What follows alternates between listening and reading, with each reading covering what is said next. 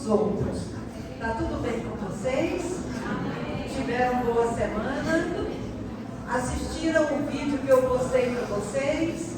Conseguiram assistir? Quem conseguiu assistir o vídeo da aula de apresentação? Só meia dúzia? Glória a Deus. Mas ele é um vídeo que você pode ver em qualquer época, tá? É um vídeo que você pode fazer a utilização dele, ele está no YouTube, você pode ter acesso a ele qualquer dia que você quiser, ele não vai sumir dali, tá bom? Então, veja, é uma aula de apresentação muito boa e com certeza um conteúdo muito bom, que vai também apresentar para vocês falas que Deus manda para a gente na hora. E aquele momento que ele me deu aquela fala ali naquela ministração, não é de repente a mesma fala que eu vou fazer agora. Mesmo o assunto sendo o mesmo apresentado. Tá bom, gente? Então, hoje, nós preparamos essa aula para vocês. Eu gostaria de pedir a atenção máxima de todos, né? Para que nós pudéssemos acompanhar todo o conteúdo. Sobre famílias disfuncionais. Quem não nasceu em família disfuncional? Meu Deus! De qualquer forma, nós nascemos em uma família disfuncional, mais ou menos. Talvez você pode até dizer, de forma alguma, meus pais me protegeram, meus pais me cercaram, de jeito nenhum não foi disfuncional. Foi porque cercou demais. Então, tudo que excede passou a função, porque nós precisamos viver e experienciar cada etapa da nossa vida. Uma criança que nunca bota o pé no chão, ela é uma criança que tem propensão a baixa imunidade. Não é assim? Então, o que os médicos dizem? Tira o sapato, põe para andar na areia, põe esse menino para poder correr no sol.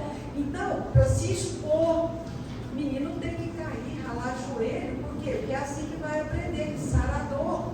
Quem não passa por essas experiências, lá na frente, na vida, ele vai enfrentar muitos problemas.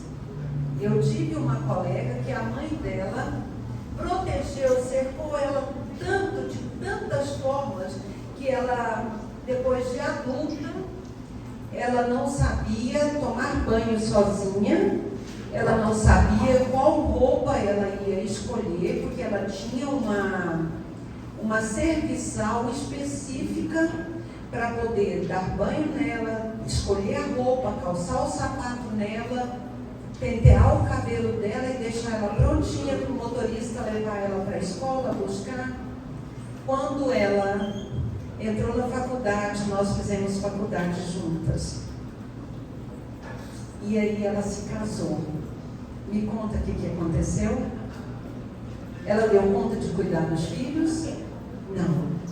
Ela não dava conta nem sequer de preparar o seu próprio café da manhã, quanto mais para a família. Então, uma pessoa extremamente protegida, ela também vai apresentar disfunções. Então, por mais que você seja bem tratado, bem querido, saiba que de alguma forma nós temos algumas questões internas que nós precisamos de ajuda, precisamos de cura, precisamos de auxílio. Meninos, tem cadeiras aqui na frente, tá? Podem sentar aqui. Quem tiver com bolsa, por favor. Tá dando microfonia aqui, meninos. Acorde aqui no telefone, ó. Tá ok? Para mim tá muito alto, o retorno tá muito alto, tá dando um timbre. Ok. Então vira esse aqui para vocês aí. Então vamos lá, prosseguindo a nossa aula. Então hoje nós vamos falar sobre famílias disfuncionais. Uma família funcional, preparada por Deus, ela é uma família onde ela é estabelecida e fundamentada em Deus, na palavra. Isso para qualquer pessoa, não precisa de ser uma pessoa para dizer assim, eu tenho que ser crente, eu tenho que ser evangélico para ter esse princípio. Não, é a palavra. E como tudo, a palavra de Deus, ela nos orienta. Então, com relação à família disfuncional, nós vamos ter, eu quero aqui apresentar para vocês. Cris, ele não quer passar. Só um momento, meninos. Agora foi. Uma família disfuncional ou uma família tóxica, tá, gente? Poderíamos dizer assim, porque popularmente ela é conhecida. Então, família disfuncional e família tóxica, nós estamos falando da mesma família, das mesmas qualidades. O que é essas famílias disfuncionais, gente? Vamos esperar passar a movimentação. Ou então, gente, chega para frente, né? Nós temos lugares aqui na frente, nós temos vários lugares aqui na frente, tá? Por favor, para que a gente possa seguir a aula. Então, vamos lá, começando novamente. Uma família disfuncional ou tóxica, como é popularmente conhecida, é aquela que não cumpre as funções que lhe correspondem e que tem padrões de comportamento que são prejudiciais à própria família e também à sociedade. A família como um todo, a pessoa, né, os pais, os componentes responsáveis pela família, bem como também os seus filhos. Vocês podem ver aí, está um exemplo magnífico que eu encontrei nesse slide, de uma mãe com uma filha e uma enorme âncora segurando essa filha. Ou seja, eu quero que essa filha seja uma cópia minha. Então, tudo que eu fizer, ela tem que fazer. Ela não tem direito de ser ela mesma. Ela não tem direito de pensar como pessoa. Ela não tem direito de ser. É claro que nós queremos que os nossos filhos sejam iguais a nós, mas não em sua totalidade, né? Na sua essência nós queremos que tenham os mesmos valores, que tenham assim o mesmo pensamento em termos de servir a Deus, servir a família, servir um ao outro, de fazer prosperar, de crescer. Isso é bom.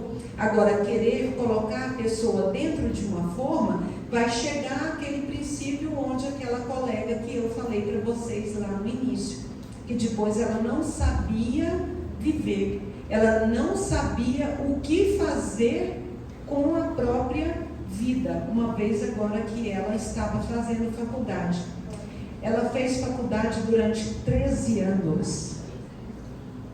Deu para vocês entenderem? Uma faculdade que a gente faz em 5 anos, ela gastou 13 anos para concluir a faculdade, porque não conseguia nem a capacidade de rendimento, de estabelecer padrões para atendimento com o paciente, ela não conseguia estabelecer.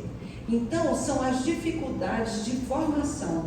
Existem formações, existem, o que eu diria para vocês, engramas mentais que tem que ser formado na criança, para quando ela crescer, ela poder fazer com que esse engrama mental façam as suas ligações e as ligações covalentes, as suas ramificações, tanto emocionais quanto a física e assim por diante.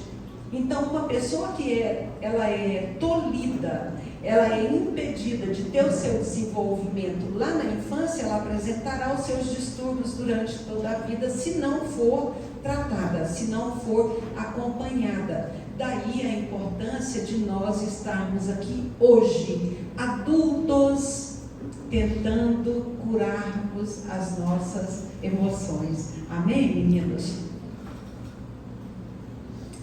E nós vamos analisar essa aula, gente, porque quando a gente vai falar de família disfuncional, a gente fala de muitos defeitos e de repente a gente se vê dentro delas, ou nós somos os próprios defeitos. Então, às vezes as pessoas ficam frustradas, e aqui nós não temos a pretensão de frustrar ninguém. essa aula, ela não é como um parâmetro para que você fale assim, estou longe demais de alcançar, de forma alguma. Ela vai oferecer para nós parâmetros e padrões para que eu possa seguir, para que eu possa alcançar, entendeu? Não é para frustrar ninguém. Então, é sob uma perspectiva de fé emocional que nós vamos procurar entender a forma como o ser humano, desde a infância, vivencia e interpreta não só os acontecimentos em si, mas como esses acontecimentos afetam as nossas especificidades. O que é especificidade, gente? Especificidades são as características próprias que cada um de nós apresentamos. Podemos ser nascidos do mesmo pai e da mesma mãe e termos características completamente diferentes, tanto físicas quanto também de emoções. Então, é extremamente importante nós sabermos como esses acontecimentos, eles afetam as nossas qualidades particulares. Como que uma pessoa interpreta um acontecimento. Se uma pessoa vem para mim, por exemplo, e conta alguma coisa com intenção de que eu vá contar, por exemplo, vamos lá que ela não gostou de alguma coisa da Cristiane. Aí ela vem e fala para mim tudo que ela não gostou da Cristiane, pensando que eu vou contar para a Cristiane aquilo que eu contei. Eu vou contar, gente? Nunca, jamais. Eu vou pegar ela e falar assim, vamos lá conversar com ela? Nunca, gente, meu Deus do céu, não, de jeito nenhum. Tudo bem, então, se você não tem coragem de falar de mim, jamais. Então, essa é uma característica minha, própria, ela é minha. Agora, tem pessoas que quando isso acontece, o que ela faz? Fica louquinha para terminar aquele diálogo e ir correndo e contar, e tem mais ainda. Não vai apenas contar, ainda vai aumentar. Então, aí a gente vê o quê? As especificidades, aquilo que é qualidade de cada um. Então, nós vamos analisar esses acontecimentos dentro das especificidades de cada um de nós. E também a forma como esses acontecimentos afetam cada pessoa, como ela vê, como ela sente e como ela pensa em relação a uma situação que lhe causa dor, desconforto, incômodo, tristeza ou qualquer outra sensação negativa ou positiva dentro da mesma família. Não estou falando aqui de famílias diferentes. Estamos falando de acontecimentos e avaliações que serão feitas dentro da própria família. Então vamos lá. O que é família, gente? Esse conceito de família, ele é um conceito de família básico dentro de princípios cristãos. Como eu falei para vocês, nós temos todo o curso baseado na palavra. Nada foge à palavra. Então, todos os conceitos que passamos, ele passa primeiro pelo crivo da fé que professamos, né? Então, família é um conjunto de pessoas que possuem um grau de parentesco ou laços afetivos que vivem na mesma casa, formando um lar. Lar, gente. Lar é diferente de casa, tá? Você compra uma casa. A casa é a estrutura. Você compra uma casa. Você não compra um lar. Um lar você constrói, tá? Um lar, ele é vivenciado. Lar é isso. Casa, não. Então, aqui nós vamos falar da formação de um lar. Uma família é formada por um homem e uma mulher unidos por matrimônio. Matrimônio, gente. Não é por contrato, contrato social. Tem um outro agora que eles estão utilizando. Como? União estável, não. Nós só consideramos família aquele que é unido por laços de matrimônio. Tanto é que a palavra de Deus em Gênesis 2, 24 vai dizer: por isso deixa o homem pai e mãe unir-se à sua mulher, tornando os dois uma só carne. Então o laço de matrimônio ele é estabelecido dessa forma. Ele é formado então por um homem e uma mulher unidos por matrimônio e também pelos filhos procedentes dessa relação. A família ela é responsável por promover a educação e o cuidado dos filhos, bem como influenciar o comportamento dos mesmos no meio social. A família ela é um lugar de afeto, de cuidado, de segurança, de conforto e bem-estar, proporcionando o que, gente? O respeito e a dignidade de cada um dos seus membros. Isso aqui você encontra hoje facilmente? Não. Por quê? Porque nós fugimos esse padrão. Respeito é uma palavra que quase nem usa hoje. Se você falar assim, menino, você me respeita, ele vai perguntar, o que é respeito? Né? Não, nem sabe o significado da palavra. Então, nós precisamos de olhar para nós e saber que Deus espera de mim e de você que nós estejamos influenciando os nossos filhos e proporcionando a eles respeito e dignidade, aquilo que é digno, aquilo que é bom, aquilo que é verdadeiro para cada um de nós. A família, então, gente, ela é um ambiente primário que deixa uma marca profunda em nós, já que aprendemos muito em pouquíssimo tempo. A família pode ser uma grande influência no fato de que uma pessoa tenha vantagens ou desvantagens ao enfrentar diferentes desafios em sua vida. Isso a família é responsável. A formação que nós recebemos lá vai fazer de nós termos vantagens ou desvantagens ao enfrentarmos os desafios da vida. Então, se de repente a gente está tendo desvantagem em algumas áreas e vantagem em outras, nós precisamos equilibrar esse parâmetro para que também a gente não viva só em desvantagens. Vantagens, nem sempre todo mundo dá, daquele Gerson, né? Todo mundo leva vantagem, não é assim que a gente usa como um ditado popular? Não, que dá um jeitinho? Não, nós precisamos ter esse equilíbrio. E como eu falei para vocês, está aí a minha família, está faltando o mais novo membro, que é só 4 mesezinho, ainda não fizemos uma foto todos nós ainda. Mas é justamente em torno da instituição chamada família que as organizações sociais baseiam as suas principais formas e referência para estabelecer padrões de relacionamentos, valores pessoais, espirituais e familiares. É dentro da família que nós vamos ter toda essa formação. A sociedade, ela vai estar bem se a família estiver bem. Não tem como fazer o caminho contrário. Quando eu era pequenininha lá em Barbacena, lá na escola que eu estudei, a primeira escola que eu estudei, aqui em Goiânia, tinha uma matéria chamada Educação Moral e Cívica. Alguém aqui estudou essa matéria? Amém, ainda temos alguns, ainda temos aqui alguns campeões aqui, gente.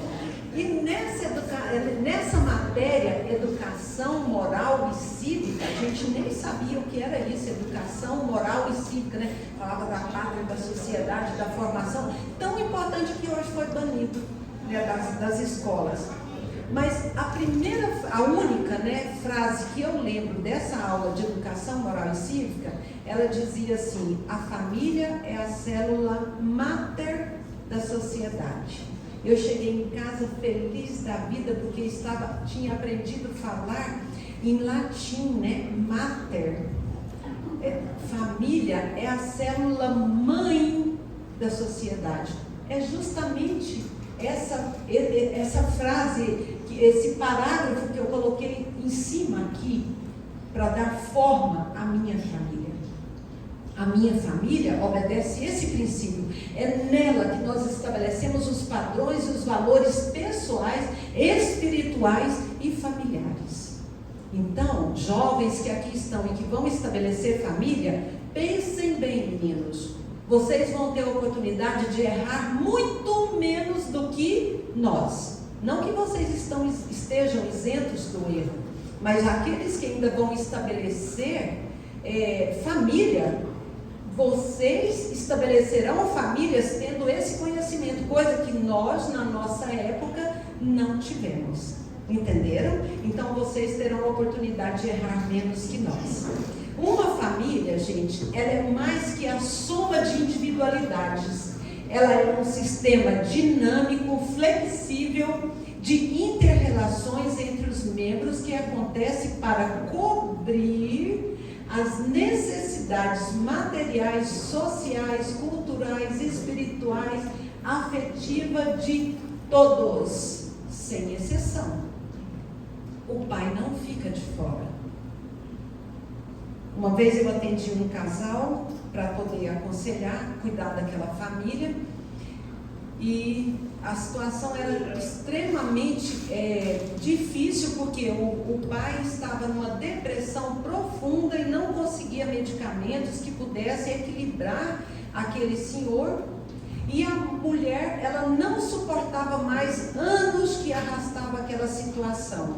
Então, ao invés de apoiar aquele marido, o que ela fez? Vou deixar esse marido. Ele quer ficar no quarto, ele fica no quarto uma semana sem tomar banho, sem trocar de roupa, problema dele. Arrumou um quarto lá nos fundos da casa e colocou lá o marido. Ela colocava a mesa, eles eram 4, 2 filhos e os 2. Ela colocava a mesa para 3. Ela não colocava mais mesa para 4. Ela não incluía, ela excluiu aquele marido.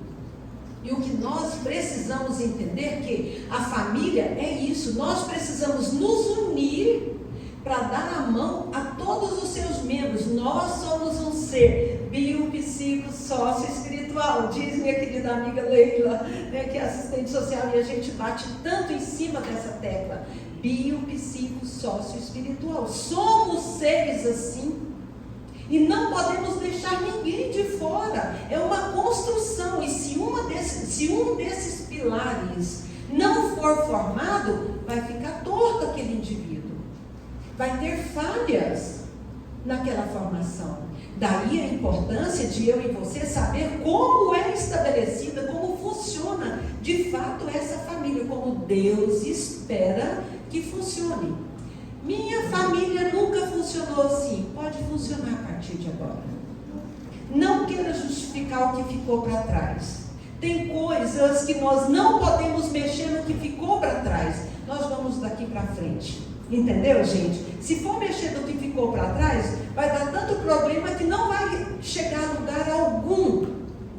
Agora, se você faz, vamos daqui para frente, unidos, todo mundo junto, aí a coisa muda de figura. Aí a situação, ela é revertida, gente. Revertida. Quantos casos nós temos aqui de testemunhos de pessoas que mudaram de vida, que fez acontecer e que sua família hoje tomou um norte, saiu daquele, é como se tivesse um caminhão atolado até o eixo. Foi tudo, os pneus, está tudo dentro do barro, ficava só ali. Ligava o motor, rodava a roda e ficava no mesmo lugar. E depois que aprendeu, que abriu a mente, abriu as emoções, confessou o pecado, confessou a dificuldade, aí sim nós conseguimos fazer com que aquela pessoa saísse daquela mesmice, daquele atolamento emocional, espiritual, profissional, relacional. A família andou a partir do que? Da aplicação do conhecimento da palavra de Deus. Tanto é que a palavra de Deus diz: e conhecereis a verdade, e a verdade vos libertará. Se, pois, o Filho vos libertar, verdadeiramente seremos livres. Glória a Deus, gente. É assim, é fundamentados nesse princípio. Em uma família família funcional, as necessidades, aqui já é características de uma família funcional. As necessidades de seus membros são correspondidas. Se existem conflitos, a família funcional, ela não está isenta de conflitos e de crises, tá bom, gente? Tá aqui, ó, uma família funcional, os seus membros, as suas necessidades são correspondidas. Se existir conflitos ou crises, os seus integrantes se unem mutuamente e se apoiam para achar o que, gente? Soluções, alcançar o desenvolvimento pleno e encontrar um meio para viverem felizes. Para todos, não é puxando um, excluindo o outro, é para todos vivermos felizes. Agora, então, vamos lá. Já numa família disfuncional, a situação é totalmente oposta. O que acontece dentro de uma família disfuncional? As necessidades não são correspondidas. Não há apoio entre os membros da família para achar soluções e alcançarem a harmonia familiar. Quando existem conflitos ou crises, quando a própria família já não vive direto, no conflito e na crise, então os seus integrantes, eles se utilizam de quê, gente? Acusações. Acusação. Ele tem que achar um culpado que seja o outro e não eu. Então a família utiliza de acusações, culpabilidade do outro, não encontrando meio para caminharem e viverem felizes juntos. Não caminha, não segue. E a pessoa formada dentro desse lar, você está vendo aqui uma criança abraçada com um bichinho de pelúcia e a foto, a sombra, parece um pai com uma bebida, Então a gente vê muito isso dentro dos lares onde o pai ou a mãe, ou ambos, tem esse vício. Então, o que acontece dentro dessa família? A gente tem como exemplo a pastora Bernadette, ela fala quando ela ministra, muitas das vezes ela cita o exemplo do próprio pai.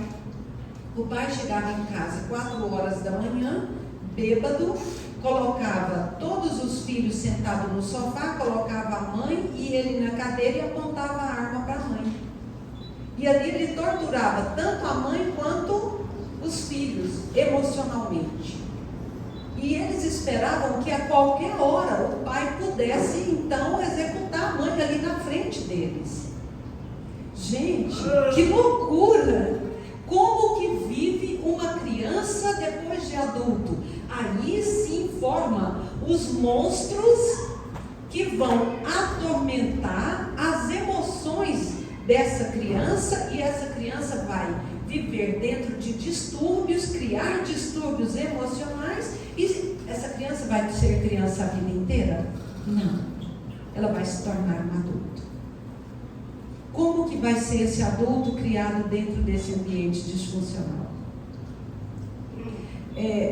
Eu nunca tive, graças a Deus, problemas com meu pai e minha mãe. Meu pai e minha mãe me amaram muito sem falar eu te amo. Eu me senti acolhida, mesmo não tendo recebido nenhum abraço que eu me lembre, tá, gente? Depois, no final, vocês vão saber a minha história lá do abraço, e do dizer eu te amo. Mas agora eu vou contar só essa primeira parte. Então, eu nunca tive esse acompanhamento que nós pais hoje oferecemos para os nossos filhos. Mas eu soube tirar a flexibilidade da rigidez. Meu pai era extremamente rígido ao extremo. Minha mãe, então, meu Deus do céu, meia palavra para minha mãe e lá vai o tapa no pé da orelha. Não sei se alguém de vocês foi criado assim. Eu fui. Mas mesmo assim eu aprendi a viver, gente. E dei conta de chegar até aqui, e isso não me marcou negativamente. Teve um dia que minha mãe foi para veio para a cidade, nós morávamos na fazenda, e quando ela veio, eu fiquei muito triste porque eu queria vir também e ela não me trouxe. Ela trouxe os meus irmãos menores, que amamentavam, essas coisas todas, e ela não me trouxe. E aí eu fui lá para de trás da casa e falei assim: eu vou comer pimenta até morrer. Porque me falaram que se comesse pimenta, morreria, né? Então, a tristeza foi tão grande ali de ter ficado, eu chorando atrás da casa do Mujó, lá na beira do rego, encolhidinha lá, como aquela outra criança lá, encolhidinha, e eu falando, olhando para a água assim, eu era bem pequenininha, gente, e eu falava: eu vou comer pimenta até morrer. Olha só, eu já estava desejando a morte sem saber. Vejam como é. Eu já estava desejando o suicídio. É um suicídio, porque eu queria comer aquilo que matava. Então, dentro da estrutura que eu fui criada, mesmo em amor, sem demonstração, a gente vive essas circunstâncias. E eu imagino quantos de nós aqui vivemos situações bem diferentes, muito conflitantes. Meu pai nunca bebeu, nunca fumou, minha mãe nunca bebeu, nunca fumou, na nossa casa não existia nada disso. Não existia jogo, não existia fumo, nada, era lá na roça. Nós e o céu e Deus. Então, era uma vida boa, muito boa, mas mesmo assim, nós tínhamos os nossos questionamentos que nenhum de nós estamos livres. Olha os monstros. Alguém deve ter falado que como era que morria, sei lá, alguma coisa foi semeada na minha mente. E aquele monstro, né, esses monstros me atormentou naquela hora de sofrimento, de solidão. Criança passa por solidão. Agora, o que nós temos que fazer é ajudar essa criança a vencer a solidão. Então, os distúrbios, deixa eu ver aqui, gente. Um Nissan PQA 0982. É aqui, de alguém aqui? Nissan, é seu? Por favor, retira lá, está fechando os outros carros. Até já quero falar para vocês, quando vocês chegar, não fechem os colegas que já estão estacionados, porque nós temos aula aqui hoje, e aí termina a aula, as pessoas querem ir embora e está fechado o estacionamento. Então, procure onde tem uma vaga, quem ia estacionar aqui dentro, para não fechar o outro, por favor. Voltando, os distúrbios relacionais dentro dessa estrutura chamada família podem gerar sérias consequências na formação e desenvolvimento da criança e, inevitavelmente, na formação desse adulto. Tá, gente? Esses distúrbios acabarão refletindo tanto na sua vida pessoal como na sociedade como um todo. E principalmente, claro, na sua própria família. Por quê? Porque esse adulto, a nossa tendência é nascer, crescer e gerarmos também famílias, não é? Estabelecermos família. Então, essa má formação que eu recebi, eu vou projetar ela de alguma forma na minha vida futura. Por isso que esses distúrbios relacionais dentro da família precisam ser tratados, acompanhados. Famílias funcionais, gente, elas são originadas pela presença de pais ou pessoas que não cuidam de suas emoções e, como consequência, reproduzem. Vai fazer a mesma coisa em sua família, os mesmos padrões disfuncionais que aprenderam durante a sua infância. Se não houver uma interceptação, se não houver um acompanhamento, se não houver uma modificação, se não houver uma cura, nós vamos reproduzir os mesmos padrões inadequados. Quando eu falei que uma criança ela tem solidão, toda criança tem. Agora, uma criança que ela é cercada de tristeza, ela pode duvidar que existe a felicidade. Sabe por quê? Porque a tristeza tornou-se o seu próprio padrão de vida. Quem sabe você não é um adulto que duvida da felicidade e procura essa felicidade fora de você. procura trazer essa felicidade de alguma forma, trazendo para você vícios, práticas inadequadas, ações duvidosas. Então, muitas das vezes nós temos essa formação e esse questionamento porque nós somos infelizes e achamos que a felicidade ela pode ser adquirida com coisas. E não é. A felicidade, gente, ela mora dentro da gente. Nós somos felizes quando encontramos primeiro a nós mesmos. Depois encontramos Deus. Depois encontramos uns aos outros. E assim reproduzimos padrões de vida que é adequado dentro daquilo que é o significado da vida. Aí eu questiono para você e até para você, para nós, compartilharmos dentro dos pequenos grupos. Você é uma pessoa feliz? A felicidade mora dentro de você? Ou você procura coisas para viver momentos de felicidade?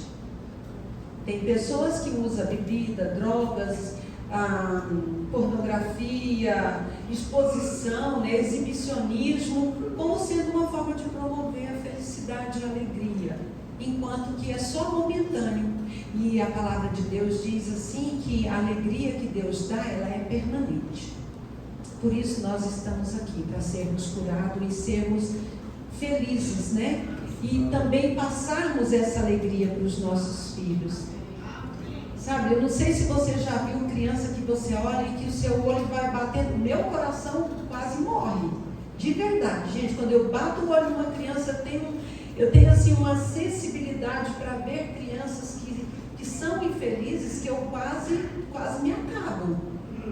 Sabe, por quê? Porque eu quero fazer aquela criança tornar-se feliz. Eu não posso deixar passar uma criança que acha que não existe felicidade. Por quê? Porque ela está mergulhada na infelicidade. Ela está mergulhada na tristeza profunda da alma. Daí então a importância de nós vivermos felizes e formarmos também pessoas felizes. Portanto, é necessário lembrar que da mesma forma como esta criança, uma criança, ela está se desenvolvendo os seus músculos, ossos e assim por diante, a sua cognição, as suas emoções, o seu eu, a sua psique, ela também está formando a sua psique, o eu de cada um de nós, o que caracteriza a personalidade de cada indivíduo. Isso envolve noções de autoestima, autoimagem, amor próprio, entre outras funções psíquicas. Gente, autoestima. Um testemunho de uma menina que esteve conosco no semestre passado, uma menina deu um testemunho lindo. Ela falou o seguinte, que eu até falei dela na aula passada. Ela falou assim que o padrasto dela, os pais se separaram, a mãe então casou-se novamente. O padrasto dela, um dia, aproveitando que a mãe tinha saído, levou ela lá para o quarto e falou, acabou com ela. Você não vai ser nada, ninguém vai te amar. E ali destruiu emocionalmente aquela menina. Ela estava aqui conosco com 28 anos, Cris. Mais ou menos isso, 28 anos. Ela falou, ela saiu do nosso encontro, foi lá para conversar com esse ex-padrasto, que também já tinha virado ex, e falar as suas palavras hoje. Gente, mas depois de 20 anos, ela ficou presa naquelas palavras durante 20 anos. Ela falou, hoje, as suas palavras não têm mais poder sobre a minha vida. Eu encontrei a libertação, Cristo me libertou, eu encontrei vida. Eu encontrei vida aqui, eu encontrei vida na palavra de Deus e sei que isso, tudo que você falou foi o inimigo tentando destruir a minha própria vida, mas hoje eu sou uma nova pessoa. Amém, gente? Então, essa criança foi destruída, sua autoestima, sua autoimagem, o amor próprio dela ali foi posto no fogo, no lixo, acabou. E aí ela ficou presa esses anos todos, mas a libertação veio, porque ela decidiu, ela abriu o coração e decidiu, chamou Jesus, entra comigo. Você acha que é fácil? É aquilo que eu falei para vocês, não tem varinha de condão, não tem receita de bolo, é enfrentamento mesmo, é falar, eu vou. Você imagina ela ir lá conversar com esse ex, meu Deus do céu, né? Meu Deus, se fosse minha filha, eu nem sei o que eu era capaz de fazer. Entendeu? Por quê? Porque eu sou mãe. Pensar que uma pessoa teve coragem de destruir a minha filha emocionalmente, eu sou capaz de fazer qualquer coisa para salvar minha filha. Sabe? Então, nós precisamos de pensar nessa formação, nessa autoestima que essa criança nossa, ela pode, ela dá conta, e essa formação depende de mim e de você. O que é mais importante é que ela possa liberar perdão sobre aquele homem. Sim, é verdade. Livre pelo perdão que ela liberou. Ela ficou livre, gente, pelo perdão que ela liberou. Tá? A gente tem uma ministração muito importante lá no Veredas. E tanto aqui também tem muitas ministrações, tem pessoas que nem precisam esperar chegar no Veredas, já vai sair correndo e vai fazer a restauração e a cura. E ela foi ministrada lá no Veredas. E ela saiu do Veredas e veio para conversar aqui, para liberar o perdão. Foi duas pessoas que fez isso, que nós sabemos. Ela veio e falou, eu libero o perdão, você está perdoado, você segue a sua vida e eu agora livre em Cristo Jesus. Vamos lá. A configuração de uma família disfuncional, na maioria das vezes, se estabelece quando as pessoas criadas em famílias disfuncionais, querendo fugir da realidade, formam um novo lar, não estando fisicamente, mentalmente, emocionalmente preparados para assumir essa responsabilidade, que é a reprodução, aquilo que eu falei para vocês lá atrás. Não adianta fazer juras de amor se não consegue cumprir, né? Temos que cumprir, temos que ser praticantes. O mais comum é que uma pessoa criada em uma família disfuncional reproduza suas características ao formar sua própria família. Se não for tratada profissionalmente, espiritualmente, essa cadeia será replicada e ficará cada vez maior nas gerações futuras, né? As principais características da família disfuncional: ela tem pouco ou nenhuma demonstração de afeto ou carinho. Gente, o afeto, o carinho é tudo. E começa lá no berço, sabe? É quando a criança, ela já começa a formar vínculos com você. É quando você pega na mão da criança e você massageia a mãozinha da criança, o bracinho, o corpinho dela, e você transmite segurança para aquela criança. Você fala o quanto ela é amada, mesmo ela não sabendo. Aquilo já está entrando na sua alma e na sua formação. Essas palavras todas vão ficar gravadas. As palavras serão familiares para ela. Quando alguém disser para ela, eu te amo, ela vai dizer, eu já escuto isso há muitos anos, né? Então, é extremamente importante nós termos essa demonstração de afeto através do abraço, do beijo, de um olhar, de um sorriso, de um aperto de mão. Falar severo também é uma demonstração de amor e de carinho. Toda criança precisa de correção, de limite. Todo adulto precisa de uma boa conversa, caso ele esteja extrapolando os limites. Todos nós temos isso. Eu não sei se vocês têm, mas eu e meu marido, a gente sempre tem um lava-roupa, né? De vez em quando a gente pega ali para poder tirar o sujo, tirar o macuco. Lembram os antigos? Tirar o macuco dos pés, né? A mãe pegava a gente, levava para o banheiro, pegava a escova para escovar as unhas dos pés e tirar o sujo. Porque ia acumulando, e assim também somos nós como adultos, quanto mais uma criança, né? Precisa dessa formação. O abuso de álcool, de drogas, ou também o uso negligente de medicamentos, né? O uso negligente de medicamento fala tanto do uso excessivo, quanto o fato de não usar, ou quando há mistura de medicamentos ou mistura de medicamentos com drogas lícitas ou ilícitas. Drogas lícitas é álcool, cigarro é uma droga lícita, né? Infelizmente. Ilícita é a cocaína, maconha, LSD e aí por diante, certo? A droga de maneira geral.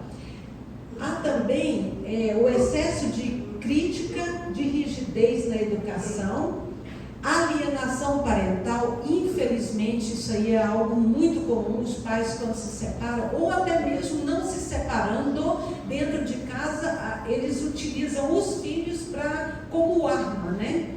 Para fazer ele ser muito bem visto e o outro mal visto. Então, isso chama alienação parental. Agressões verbais, físicas, emocionais e assim por diante. Insultos e desvalorização. Situações de abandono, chantagem emocional e assim vai muitos outros. Dentro de uma família disfuncional, a pessoa sofre vários tipos de abuso e agressões psicológicas. Entre elas eu coloquei algumas, que seria as consequências das constantes agressões verbais, físicas e emocionais sofridas na infância e adolescência são extremamente danosas e causam prejuízo em geral pelo resto da vida da pessoa, se não for tratada profissionalmente.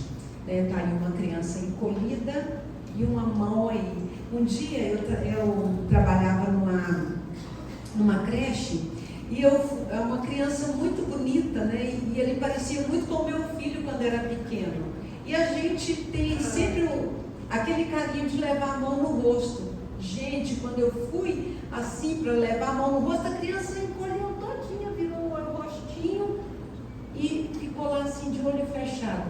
O que aquela criança sofria? Agressão física, né? Então ali já falou tudo. Meu Deus, que loucura! Então, as agressões marcam a criança. Esses abusos, meu pai. Agressões verbais através de insulto e desvalorização, constantes humilhações frente a outras pessoas. Estas humilhações podem referir a aspectos físicos e intelectuais que gradativamente destroem a autoestima das crianças. Aí a gente tem inúmeros exemplos e a gente vai citando eles ao longo do tempo, das aulas.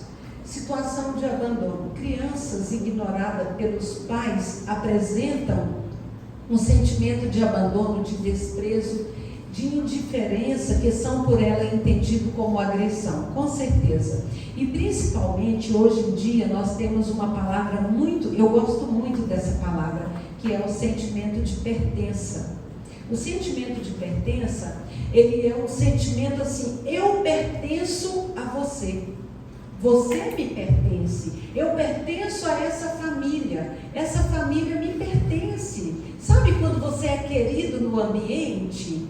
Isso é um sentimento de pertença. Eu pertenço a. Entenderam? Eu gosto muito quando a gente ministra casamentos, eu falo muito sobre esse sentimento de pertença, né? Um pertencente ao outro, não como dono, como possessão, mas como pertencente. Você faz parte de mim e eu faço parte de você. Eu luto por você e você luta por mim. Eu te acolho e você me acolhe. Eu te amo e você me ama. Olha que coisa linda, gente. Isso é o sentimento de pertença. Quem não tem ele, o sentimento então é de abandono, desprezo. Chantagem emocional. É o ato de manipular a pessoa e transformá-la em alguém para satisfazer os seus próprios desejos, provocando sempre um sentimento de culpa no outro, com objetivos pessoais. Eu tenho que culpar o outro. Você é culpado de tudo que tem acontecido na minha vida. Se você fizer isso, eu não te amarei mais. Se você fizer assim, Deus não te ama. Que mentira, gente. Já pensou? Se fosse falar para nós adultos hoje, a gente falaria, nossa, se você não fizer isso, Deus não vai te amar. O que o outro adulto ia falar para você? Desconfia. Não é? E por que as pessoas têm coragem de falar isso para uma criança? Fale para você mesmo. Deus rejeita as suas atitudes. Você sabe que Deus rejeita as suas atitudes e continua praticando. E como que tem coragem de falar para uma criança? vamos medir, gente. Criança não tem que ouvir isso. E muito menos pessoa adulta também. Chantagem, isso é coisa assim, é manipulação barata. Tá? Se você utiliza de alguma forma chantagem para viver alguma situação da sua vida, vamos repensar. Agora é hora de mudança, tá bom, gente?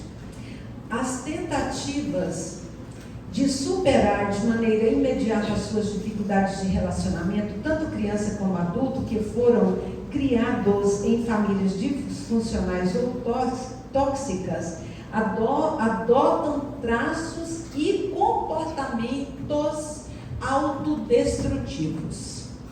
O que nós estamos vivendo hoje na sociedade?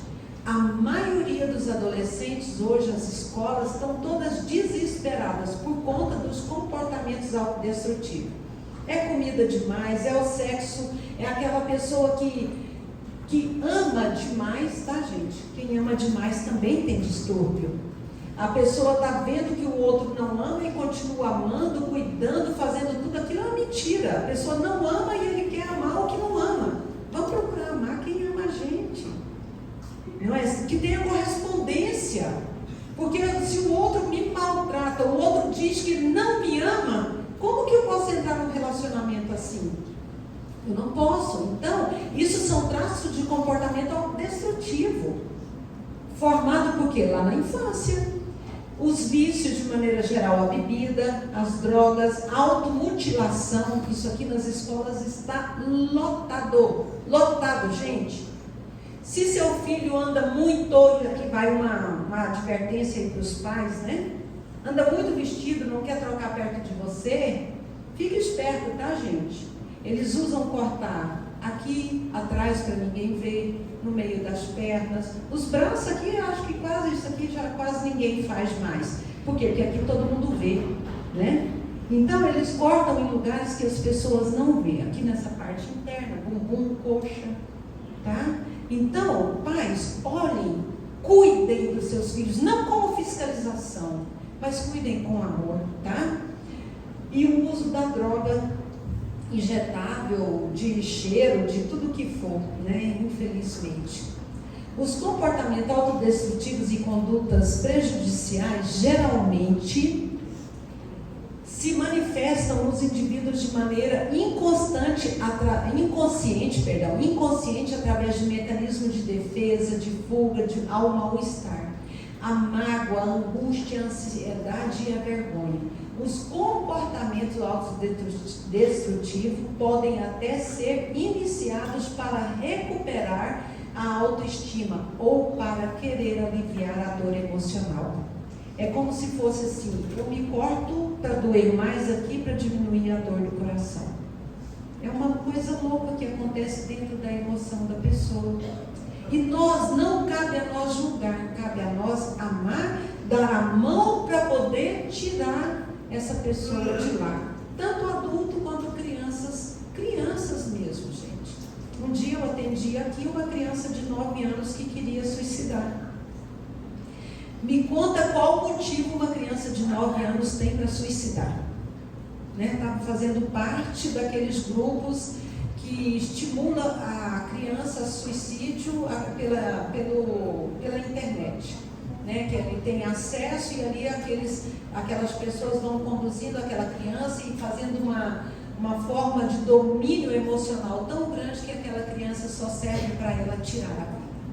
Entenderam, gente? Então, seja pai de seus filhos, seja amigo de seus filhos, para que ele não queira ouvir o eu te amo lá de fora, que ouça dentro da sua própria casa, tá? Dicas para corrigir comportamentos autodestrutivos ou condutas prejudiciais. O primeiro passo para modificar os comportamentos autodestrutivos consiste em perceber que tais atitudes e comportamentos são tentativas mal sucedidas para superar de maneira imediata as dificuldades de relacionamento. Então, essa atitude e esse meu comportamento é uma atitude mal sucedida, não vai resolver. É para nós pensarmos, tá aqui, ó, perceber, eu tenho que pensar, eu tenho que ver isso. fazer algumas perguntas para si mesmo. Quais são essas perguntas? Gente, essas perguntas eu vou colocar lá no grupo, tá? Quando esse comportamento começou a aparecer na minha rotina, na minha vida, qual é o benefício imediato que eu obtenho com esse tipo de comportamento? Esse comportamento paralisa ou potencializa a minha vida e o meu relacionamento? Então é para nós pensarmos, as nossas atitudes estão prejudicando alguém? Então eu tenho que repensar. Outro dia eu estava conversando com um casal e falei com ele, falei, olha, essa sua atitude de utilizar-se da bebida está fazendo mal para a sua família. Ele falou, como para a minha família se é só eu que bebo? Está aqui. Esse comportamento, ele paralisa ou ele potencializa os meus relacionamentos?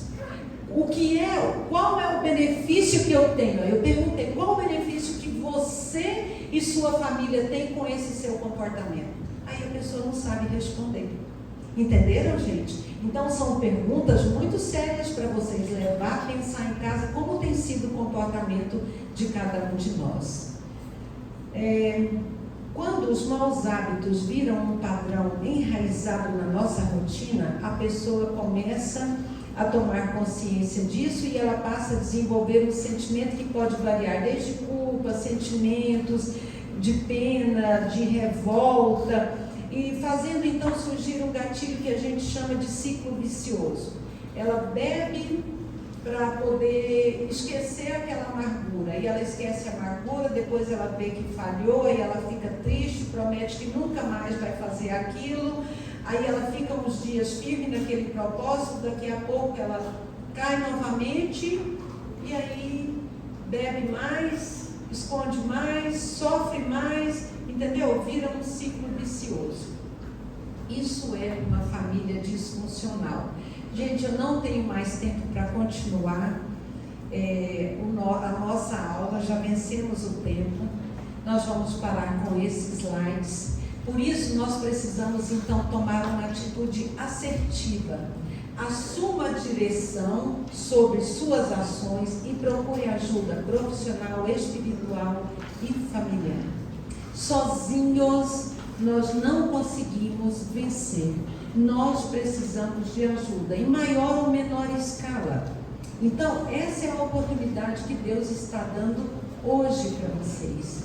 Então, gente, não negligenciem, não fujam, tá, gente? Enfrentem, seja assim, realista com vocês mesmos. Analise a sua família, analise você mesmo, analise como que está o seu relacionamento com o seu cônjuge, com seus filhos.